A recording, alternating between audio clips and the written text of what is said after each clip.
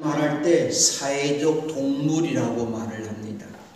사람은 혼자서 살 수 없다는 말입니다. 사람은 서로서로 도우며 살 때 사람입니다. 하나님께서 태초에 사람을 만드신 다음에 그를 아름답고 풍요로운 동산 에덴에서 살게 하셨지만 아담이 혼자 있는 것이 좋지 않게 보여서 아담을 돕는 사람, 그에 꼭 알맞은 짝을 여자로 만드셔서 그에게 데리고 오셔서 함께 일생 행복한 부부로 살도록 결혼주례를 해주셨습니다. 하나님께서 여자를 만드신 목적이 무엇일까요? 남자를 돕는 사람이 되라고 만드셨습니다. 그리고 여자를 여자라고 부르게 된 것은 여자는 남자에게서 나왔기 때문에 여자라고 한 것이죠. 그렇다면 여자는 남자를 돕는 존재로만의 창조물일까요? 아닙니다. 남자와 여자가 결혼을 통해서 가정을 이루는 과정을 하나님께서 이렇게 말씀하십니다. 그러므로 남자는 아버지와 어머니를 떠나 아내와 결합하여 한 몸을 이루는 것이다. 창세기 2장 24절 말씀입니다. 바로 하나님께서 씌우신 결혼이 무엇일까요? 남자와 여자가 하는 것이 바로 결혼입니다. 근데 요즘에 동성 간의 결혼을 많이 합니다. 그리고 많은 나라들이 이걸 인정합니다. 우리나라도 이것까지 인정해달라고 말을 하지만 분명히 기독교적인 신앙관으로는 동성혼인은 잘못된 것이죠. 결혼은 남자와 여자가 하는 것이에요. 그리고 남자와 여자가 할 때 어떡합니까? 남자는 부모님을 떠나 여자와 결합하여 한 몸을 이루는 것이다. 결합해서 한 몸을 이룬다는 것은 무엇입니까? 여자만 남자를 돕는 것이 아니라 남자도 아내를 도울 때 결합해서 한 몸을 이룰 수 있다는 것이죠. 곧 결혼이란 남자와 여자가 서로서로 도우며 결합해서 한 몸을 이루며 살 때에 행복의 꽃을 피우고 열매를 맺을 수가 있습니다. 사람을 한문으로 말할 때 사람 인자를 이렇게 쓰지요. 여기에서 어떤 것이 여자고 어떤 게 남자겠습니까? 각자 다 상상해도 상관없습니다만은 사람을 사람 인자로 표현하고 있어요. 혼자서는 사람이 아니라고 한 것이죠. 둘이 하나가 되어서 서로서로 의지하고 돕는 존재가 될 때 사람이라고 한 것이죠. 또한 교회를 그리스도로 에클레시아라는 말을 사용합니다. 그 뜻은 하나님께도 특별히 부르셔서 모인 공동체라고 하는 것이죠. 공동체를 세우기 위해서 먼저 할 일이 무엇일까요? 서로서로 돕는 겁니다. 바로 벌통에도 여왕벌이 있고 숫벌이 있고 일벌이 있습니다. 이 세 종류의 벌은 다 필요하다고 하는 것이죠. 서로서로 도우며 살 때 벌통을 이룰 수가 있다, 그런 이야기죠. 숫벌은 교미 한번 하면은 없어도 된다, 그런 말을 해요. 아니에요. 숫벌도 계속 있어야만이 그래도 여왕벌과 교미를 통해서 새로운 알을 만들어낸다, 그런 이야기죠. 공동체에는 어느 하나라도 필요 없는 것이 없다, 그런 이야기입니다. 신학자 보네포는 교회의 존재 목적을 이렇게 말했습니다. 교회는 타인을 위해도 존재할 때만 교회다. 왜냐하면 그리스도께서 타자를 위해서 그렇게 십자가에서 고난을 받으시고 죽으셨으며 부활한 것이 그리스도의 대리행위와 십자가 사역의 주체로서의 교회이기 때문이다. 또한 타자를 위해 타자와 더불어 존재하는 그리스도를 따라 삶은 삶이 성도의 길이며 교회의 책임적인 역할이라고 말을 하였습니다. 보네포의 말은 무엇일까요? 교회가 곧 그리스도인이 세상의 존재 목적과 어떻게 살아야 되는지를 바로 일깨워주고 있는 소중한 말씀입니다. 예수님께서도 일생 자신을 위한 삶이 아니라 타자를 위한 삶을 사셨어요. 곧 죄와 죽음의 종으로 살고 있는 이 세상 모든 사람들을 살리는 일로 도우시려고 우리 곁에 임마누엘 하신 하나님이셨으며 이 세상 모든 사람들을 섬기기 위해서 사셨고 그 거룩한 섬김은 십자가에서 고난받으시고 죽으시고 부활하심으로 완성하셨습니다. 그러므로 예수님을 구주로 믿고 따른 그리스도인이라면 예수님을 닮아서 다른 사람을 섬기고 돕는 사람이 되어야 되는 것이죠. 그렇습니다. 그리스도인은 남을 돕기 위한 삶을 살 때만이 그리스도인으로서의 존재 가치가 있는 것입니다. 여러분의 지금까지의 삶을 한번 돌아보십시다. 나는 내 신앙 잘 지키며 살았어. 그게 자랑이 아니에요. 내가 남을 조금이라도 도우며 살았다면 그는 진정 그리스도인이지만 조금도 남을 도운 일이 없었다면 말 그대로 그는 육적인 그리스도인이라 그런 이야기입니다. 다시 말하면 겉모습은 그리스도인일지 모르지만 그의 속사람은 그리스도인이 아니라 그런 이야기입니다. 바울 사도는 고린도 교회 편지를 마무리하면서 간곡히 부탁하고 싶은 말이 하나 있었는데 돕는 사람이 되라 하는 것이죠. 그럼 우리는 어떻게 돕는 사람이 되어야 할까요? 첫 번째로 교회는 어려움을 당하는 교회를 도와야 합니다. 고린도 교회는 여러 가지 문제를 안고 있었던 교회였습니다. 고린도 교회의 분열과 분쟁의 까닭이 무엇이었을까요? 자기만 알고 자기 편만 생각하는 사람들을 통해서 나타났습니다. 바울은 이러한 고린도 교회의 문제를 해결하는 비결로 어려움을 당하고 있는 다른 교회의 눈을 돌려서 그 교회를 생각하고 그 교회를 돕게 하는 방법을 생각에 제안했던 것이죠. 다툼과 싸움이 생기는 까닭이 무엇일까요? 언제나 나만 생각하기 때문입니다. 다른 사람 생각하지 않고 돕는 사람을 자꾸 자기 편을 만들고 다른 사람을 무시하기 때문입니다. 그래서 고린도 교회는 아볼로 편이 있었고 바울 편이 있었고 게바 편이 있었고 그리스도 편으로서 나뉘어져 있었는데 바울 사도는 이런 교회를 향해서 사랑을 나누어라. 편을 나누지 말고 사랑을 나누라고 말씀하고 있습니다. 교회는 내 편일 수가 없습니다. 오직 사랑으로만 나누어야 된다고 한 것이죠. 베사다 들판에서 어린아이가 점심 도시락 어머니가 그래도 맛있게 싸준 가난하지만 맛있게 싸준 보리빵 5개와 물고기 2마리를 자기가 먹지 아니하고 그것을 예수님 앞에 드렸을 때에 남자 장정만도 5,000명이나 넘게 배불리 먹고도 12광주리를 가득가득 채웠던 것이죠. 내가 가지고 있는 것을 사랑으로 나누는 자리에 하나님께도 더 크신 것으로 채워주신다고 한 것이죠. 초대교회 예루살렘 첫 번째 교회는 부흥하는 교회였습니다. 말 그대로 날마다 부흥하는 교회였습니다. 자기가 가지고 있는 밭을 팔아서 그 돈을 가져다가 사도들의 발병도만 바나바 같은 사람들이 많이 있었기 때문에 재정적으로 풍부해서 모든 관리도 잘하고 교회 안에서 어려움을 당하는 가난한 사람들과 과부들을 돕는 일을 하였습니다. 그러나 교회는 세상에 몸을 담고 있기 때문에 세상 환경과 처지에 따라서 교회가 부흥할 때도 있고 부흥이 때로는 뒤처질 때도 있고 좋을 때도 있고 어려움을 당할 때도 있는 것이 바로 교회라고 하는 것이죠.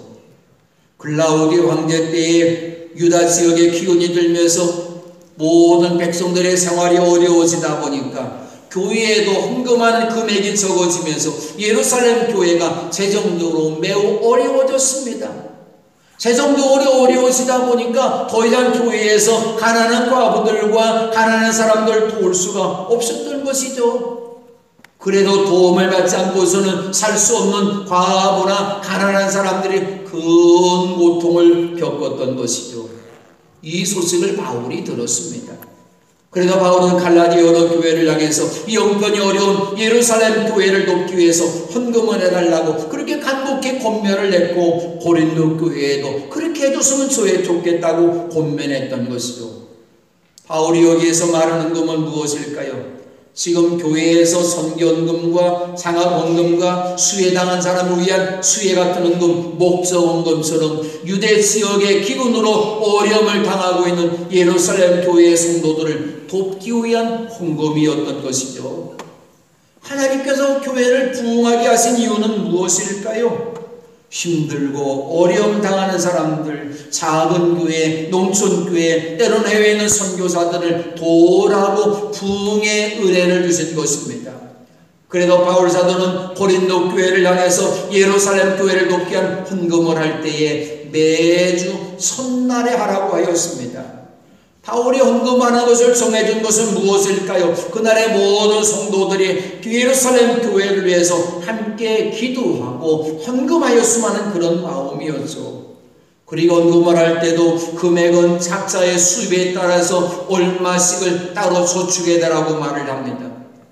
하나님께서 각 사람마다 일용할 양을 주실 때에는 세상적인 기준으로 볼 때는 각 사람의 분량대로 누구에게는 많이 주시고 누구에게는 조금 더 주셨던 것이죠. 그러므로 모든 사람이 똑같은 분량으로 하나님 앞에 헌금해서는 안 된다고 한 것이죠. 하나님 앞에 받은 수입이 분량대로 많은 사람들은 많은 10의 1조를 드릴 수가 있고, 적은 사람은 적게 드릴 수가 있는 것이고, 설교헌금이나 목적헌금도 하나님이 주신 분량대로 할 수 있다고 하는 것이죠. 하나님은 많은 건 다 기뻐 받으시고 작은 것은 하나님이 안 받아 하나님이 아니라고 한 것이죠. 갈릴리 바다 건너편 베세다에서 한 아이가 가져온 보리빵 5개와 물고기 2마리 작은 것이었어요. 값을 수 없는 것입니다. 그러나 예수님께서 그걸 기뻐 받으셨습니다. 또 베다니의 마리아가 매우 값진 순나두양 한 근을 큰 것이지만 예수님 발 앞에 부어드렸어요. 나도 한 근은 오늘로 말하면 남자 장동들 1년치 월급이라고 하는 거죠. 이 많은 것을 주님 앞에 부어드릴 때 예수님이 기뻐 받으셨던 것이죠. 예수님은 물질에 큰 것은 받으시고 작다고 받지 않은 분이 아니라고 한 것이죠. 물질보다도 우리의 마음과 정성을 받으시는 분입니다. 이 사실을 바울이 알고 있었기 때문에 모든 사람을 향해 이렇게 말씀합니다. 너희의 몸을 하나님께서 기뻐하실 거룩한 산제사로 드려라. 내 몸을 드리라고 하는 것이죠. 다시 말하면 그것을 내 몸 드리는 것이 하나님께 드릴 합당한 예배라고 가르쳐주고 있습니다. 우리가 주의 전에 나와서 예배 드릴 때마다 나는 지금 이 시간 하나님 앞에 내 몸을 산제물로 드리고 있나? 찬송을 통해서, 기도를 통해서, 말씀을 들으면서, 우리 헌금하면서 내 몸을 하나님 앞에 드리고 있나? 우리 스스로 생각하면서 여러분의 몸을 하나님 앞에 거룩한 산제물로 드릴 아름다운 제물이 되시기를 바랍니다. 아멘. 아나니아 삽비라 그 부부는 아주 큰 물질을 드렸어요. 그리고도 저주를 받아서 같은 시각에 부부가 죽었다는 사실을 알아야 됩니다. 수입이 적은 사람은 적게 할 수가 있고 많은 사람은 많이 할 수가 있는 것이죠. 수입이 적은 사람이 빚을 내서까지 하는 것 잘하는 것이 아니라고 한 것이죠. 그렇다고 수입이 많은 사람이 수입이 적은 사람처럼 적게 내서는 안 된다고 한 것이죠. 또한 바울은 자신이 고린도에 갔을 때에 내 얼굴을 보고서 체면치레로 즉흥적으로 그렇게 헌금하는 것이 아니라고 한 것이죠. 믿음을 가지고 자기 경제적 수입에 따라서 미리 얼마씩을 따로 저축해서 준비함으로 하라고 말씀하고 있습니다.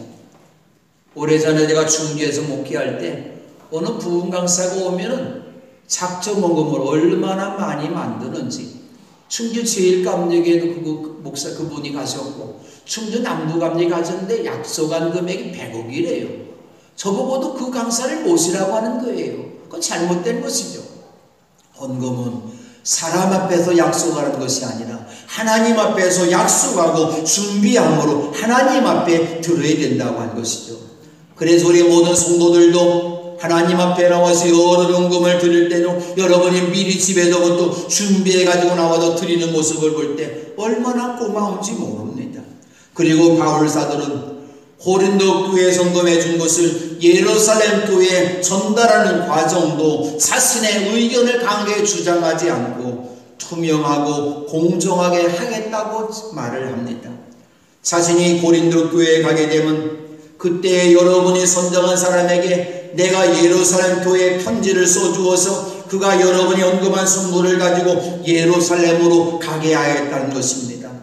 바울 헌금을 뭐라고 말합니까? 선물이라고 표현하였습니다. 헌금은 바로 하나님의 은혜라고 한 것이죠. 우리가 하나님을 받던 은혜의 선물이 큰 것임을 안다면 다른 사람들에게도 이 은혜, 이 선물을 나누는 사람이 되어야 되는 것입니다. 나누는 사람 어떤 사람일까요? 생명이 살아있는 갈릴리오스와 같이 행복한 사람이 될 수가 있지만 나누지 못하고 자기 주머니만 세우는 사람은 말 그대로 사해의 바다, 죽음의 바다처럼 불행한 사람이 될 것입니다. 바울은 고린도 교회에 헌금한 것을 가지고 예루살렘 교회 갈 때 자신이 동행하는 문제에 대해서도 고린도 교회 승낙받기를 청하면서 여러분들 생각에 나도 가는 것이 좋다고 생각하다면 그들과 함께 갈 것이라고 말을 하였습니다. 후에 고린도 교회 성도들이 그동안 헌금한 선물을 가지고 예루살렘으로 갈 때에 바울도 그들과 함께 예루살렘에 사는 가난한 성도들을 돕는 일로 예루살렘을 떠났던 것이죠. 두 번째로 성도들은 주님의 종을 도와야 합니다. 바울은 자신이 마게도니아에 거쳐서 여러분이 있는 고린도 교회에 가면 얼마 동안 함께 지낼 것이고 어쩌면 교우를 하게 될 것이라고 말하였습니다. 바울은 자신이 고린도 교회에 가는 것은 다른 곳을 가기 위해서 지나가는 길에 잠깐 들려서 여러분을 만나보는 것이 아니라 주님께서 허락해 주시면 얼마 동안 여러분과 함께 머무르고 싶다고 말을 하였습니다. 다른 신앙인의 모습이 바로 여기에 있습니다. 주님께서 허락해 주시면 바울은 고린도 교회에 얼마나 머물지도 하나님의 뜻에 맡겼고 모든 선교 일정도 자신의 계획대로 한 것이 아니라 언제나 주님의 인도하심을 구하고 주님께서 허락해 주셨을 때만 실행하였던 것이죠.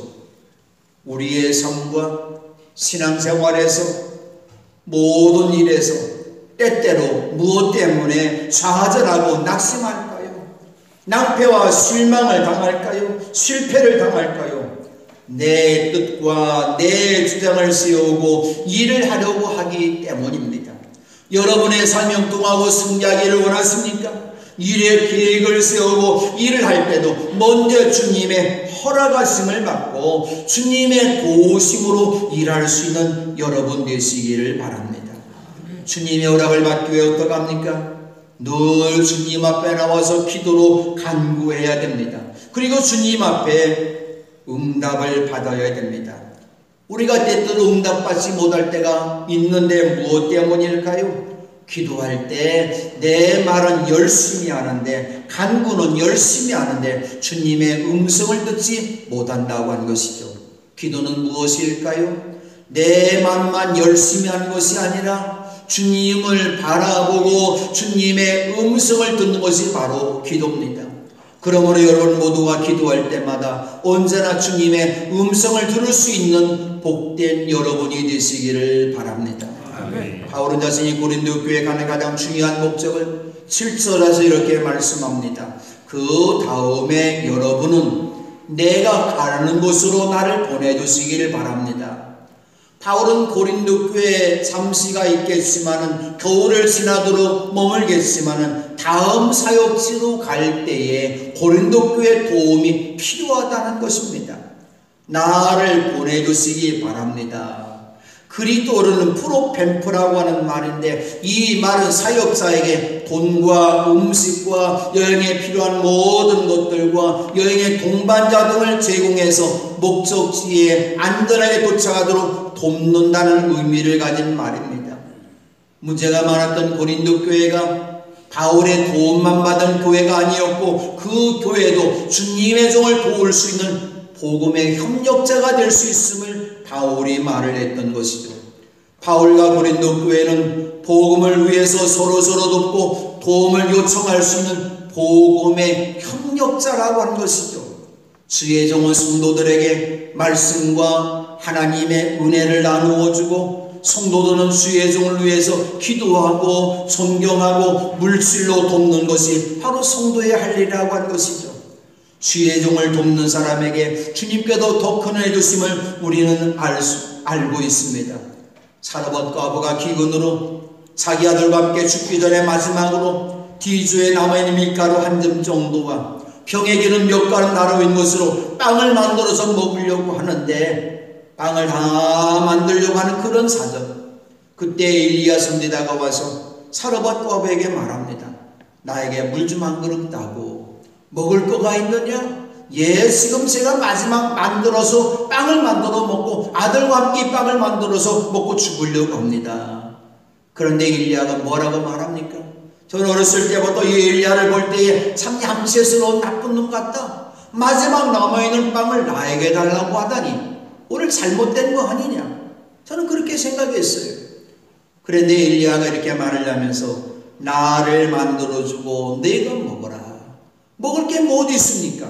그러나 사르밧 과부는 마지막 남아있는 빵을 주의 종에게 드렸을 때에 그 땅에 다시 비가 내릴 때까지 사르밧 과부의 뒤주에 밀가루가 떨어지지 아니하고 병의 기름이 마르지 않는 것이죠. 하나님께서 역사하셨다는 것이죠. 심는 대로 거두는 축복을 하나님께서 주신 것입니다. 제가 이곳에도 목회하는 동안에도 저를 평안하게 목회할 수 있도록 장로님들께서 저를 위해서 많이 기도해 주시고 권사님, 권집사님들 모두가 기도와 물질로 돕는 분들이 많이 있었기 때문입니다. 그리고 무엇일까요? 주의 종을 돕는 것은 여러분이 받을 축복의 씨앗을 뿌리는 것과 같음을 알아야 됩니다. 바울은 주님께서 허락해 주시면 고린도 교회 가서 함께 머물면서 겨울을 지내겠다고 약속하면서 그러나 오순절까지는 내가 지금 머물러 있는 에베소에 머물러 있겠다고 말을 합니다. 지금 바울 사도가 에베소에 머물러 있는 선교 상황은 양면적이었습니다. 9절 말씀입니다. 나에게 금문이 활짝 열려서 일을 많이 할 수 있는 기회가 왔습니다. 그러나 방해를 하는 사람도 많이 있습니다. 복음 사역의 문이 크게 활짝 열리기도 했지만 동시에 복음을 방해하는 사람도 많이 나타나고 있는 것이 복음의 현장이었던 것입니다. 지난 수요일 기도회 시간에 인도 뉴델리에서 선교사하고 있는 이영자 선교사님 오셔서 선교복을 해주셨습니다. 우리 교회에서 11년 전에 건축해둔 희망의 교회 매 주일마다 10여 명의 사람들이 계속 교회에 나오고 있고 수백 명의 사람들이 예배를 드리고 있다고 말합니다. 우리가 만들어준 예배소서는 40평 납니다. 작은 그런 예배당인데 여기에 수백 명의 사람들이 예배를 드리고 있어요. 성탄 때에는 1000명이 넘는 사람들이 예배를 드리고 있는데 너무너무 비좁아서 예배당 확장 공사를 해야 되겠다는 그런 보고를 들었는데 제 마음이 이걸로 둬야 될까 걱정하면서 제가 기도하고 있습니다. 그런데 그와 동시에 인도의 교회들마다 박해와 핍박이 더욱더 많아지고 있다는 보고도 들었습니다. 아무 이유도 없이 교회 짓는 것을 방해합니다. 충북연의 우리 남선교회 우리 김명동 장로님 이제 남선교회에서 헌금을 해주어서 여러분들이 많이 헌금을 해주어서 그곳에 이제 교회를 이제 짓는 일을 하고 있는데 감사하게도 그 교회는 방해하는 사람들이 없다고 하는 것이죠. 기도해 주는 사람들이 많은 결과인 것 같습니다. 근데 많은 사람들이 교회 짓는 걸 방해합니다. 누명을 씌워도 선교사를 감방에 가둡니다. 살해 우욕을 하고 있다는 것이죠. 바로 무엇일까요? 복음의 역사가 흥왕에 부응하는 곳에 사탄의 역사도 더욱더 강하게 나타나는 것은 무엇일까요? 사역 현장에서 긴장 잃지 말고 더욱더 열심히 기도하라고 하는 것이죠. 우리가 지금 한국 땅에서 자유롭게 신앙생활을 했는 우리 할 일이 여기에 있습니다. 어려움을 당하고 있는 선교자들을 위해서 기도와 물질로 돕는 것이죠. 세 번째로 성도들은 주님의 일을 하는 평신도 일꾼들을 서로 도와야 합니다. 바울 자신이 고린도 교회에 가기 전에 먼저 교회의 여러 가지 문제를 해결하기 위해서 디모데를 보내면서 그를 아무 두려움 없이 여러분과 함께 편안하게 보낼 수 있도록 보살펴 달라고 부탁합니다. 바울의 디모데를 고린도 교회에 보내면서 편안하고 따뜻한 사랑으로 보살펴 달라고 부탁한 까닭이 있습니다. 디모데는 다른 제자들에 비해서 나이가 젊었기 때문에 고린도 교회가 디모데에 갔었을 때에 일부 거친 신자들이 우리보다 나이가 젊은 사람이 우리에게 무엇을 가르쳐 줄 수 있느냐고 무시할 것을 염려했기 때문입니다. 그래도 바울이 말합니다. 내가 여러분에게 보낸 디모데도 나와 마찬가지로 주님의 일을 하는 사람이기에 아무도 그를 업신여겨서는 안 된다고 부탁하였던 것이죠. 주님의 일을 하는 사람을 업신여기면 주님이 우리를 업신여기십니다. 하나님께도 사모리 하신 말씀을 귀담아 들어보십시다. 너는 그의 준수한 겉모습과 큰 키만을 보아서는 안 된다. 그는 내가 세운 사람이 아니다. 나는 사람이 판단하는 것처럼 그렇게 판단하지는 않는다. 사람의 겉모습만을 따라 판단하지만, 사람은 겉모습만을 따라 판단하지만 나아주는 중심을 본다. 나아주는 중심을 본다고 하나님이 말씀하십니다. 디모데는 주님의 일꾼으로 부름을 받았을 때 그는 나이가 젊었지만 그 할머니 로이스와 어머니 은혜계 속에 깃들어 있는 그 믿음이 그에게도 함께하여서 거짓이 없는 믿음의 사람이었고 신앙에 눈물이 있는 사람입니다. 우리의 신앙을 한번 진단해 보십시다. 내 속에 정말로 거짓이 없는 믿음이 있는지 내 믿음을 한번 진단해 보십시다. 우리의 신앙에 눈물이 있어야 됩니다. 우리 신앙의 눈물이 사라져가고 있다면 내 신앙이 퇴보하고 있다는 징조입니다. 바울은 디모데에게서 이런 믿음을 보았기 때문에 그를 믿음 안에서 자신의 참 아들로 삼았던 것이죠.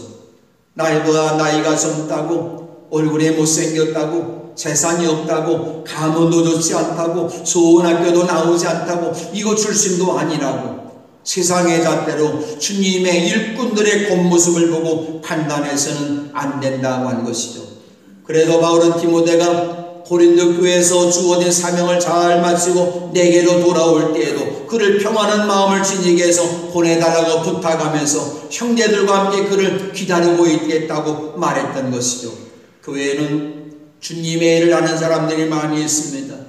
목사뿐만 아니라 부목사뿐만 아니라 장로님들도 계시고 교회학교 교사들도 있고 찬양대원들도 있고 속회인들과 속자님도 있고 선교회장들과 임원들도 있습니다. 모두가 주님의 일을 하는 사람들이기 때문에 그들이 편안한 마음을 가지고 주님의 일을 하도록 격려해주고 칭찬해주고 기도해주는 여러분 되시기를 바랍니다.